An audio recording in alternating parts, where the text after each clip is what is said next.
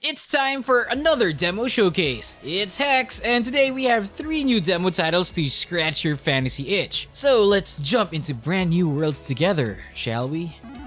Traverse through the dangerous realm of Midgard in a quest to heal the land's vital magical blue rose garden in Restless Lands. The game is built upon gorgeous pixel art that brings out this foreboding organic stretch of forest in the demo. I already really am a sucker for seeing intentional art direction in anything, especially video games. So seeing the Norse influence so effectively portrayed through the pixel graphics was an absolute joy to see. The forest's color show the depth of the land in the background, and it makes you want to explore further. And not to mention, the unique designs of the enemies totally out to get you. Enemies are fun to fight. While it's just a demo, the challenge of figuring out their attack patterns not only helped me learn to defeat them, but also helped me really appreciate the way the sprites move. I spent quite some time on this game. For most of my time playing, you're challenged to find a map, so I was completely at the mercy of my poor sense of direction. Traversing the forest was tough, and the platform puzzles were even trickier since some of the mechanics were so particular about how to execute a combo or where to land. Though the puzzles may not be for the faint of heart, it most definitely fuels you to perform better to stick that one specific landing.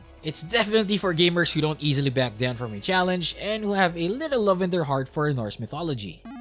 Encounter levels filled with traditional D&D-esque monsters and combat as you delve into the dungeons of Rogue Fable IV. Rogue Fable IV is a traditional roguelike from Justin Wang of Pixel Forge Games with a charming retro game feel that takes you back to the OG Final Fantasy I graphics and blocky vintage computers and consoles back in the 90s. You play as a new adventurer, one of the many who have picked the sides of the wizard Yendar, who is none too thrilled about another intruder in his dungeon. You start the game by choosing a job class to attempt your dungeon crawl with. The demo does show that there are also options to choose what type of fantasy race you would like to play as, but that is something that the demo sadly doesn't offer. But looking through them, each race possesses different stats and abilities solely unique to themselves, which can definitely account for many possible gameplay styles. As a typical dungeon crawler, the maps per level change, keeping enemies on their toes and keeping each dive into the depths interesting. To progress further and keep on surviving, you must defeat enemies to level up and take whatever the dungeon has to offer, from limited stock weapons with various ranges and properties, to enhancing potions, to equipable items to boost your stats. Every dive is a fun challenge with quick turnover, so it's very easy to get addicted and start another round again. With each game over, I just became even more raring to go at it again. The game is now also on early access aside from the demo being live, with its official release date coming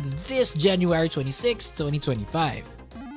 If you've ever wanted a game that lets you grow crops by day and slay monsters at night, Call of Elyndra might just be your next obsession. This action RPG farming sim mashup lets you wield a sword and a watering can as you set out to save a land teetering on the edge of war. You play as a hero guided by a mysterious dream, leaving your homeland for Elyndra, where danger and destiny await. But don't expect to dive straight into dungeon crawling. You'll also be planting tomatoes, befriending villagers, and crafting furniture, because even heroes need to chill. The game gives you total freedom. Go full adventurer, live a peaceful farm life, or strike a balance between the two. The heart of Call of Elyndra lies in its community and story. You'll team up with Adrian and Kayla, 2 fellow adventurers with their own evolving arcs. Together, you'll unravel Elyndra's secrets, tackle a looming invasion, and solve puzzles in classic top-down dungeons. Combat is fast and flexible, with over 70 enemy types to test your skills and customizable loadouts to suit your style.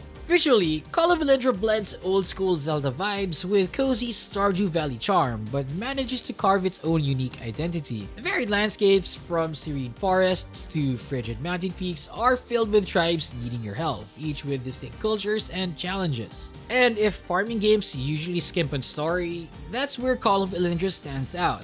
This isn't just about growing cucumbers, it's about becoming part of a war-torn world, solving both small-town squabbles and big-picture crises. With a mix of combat, cozy mechanics, and rich storytelling, Call of Elyndra invites you to save the world, one crop at a time. And there you have it. 3 demos that will transport you to lands filled with danger, adventure, and a touch of cozy charm. So whether you crave pixel-perfect puzzles, old-school dungeon crawling, or a life where you can both battle evil and grow cucumbers, there's no better time to dive in. If you want to try these games yourself, and trust me, you do. The links are down in the description. Don't forget to like this video and subscribe for more demo reviews. This has been Hex, and I'll see you in the next one.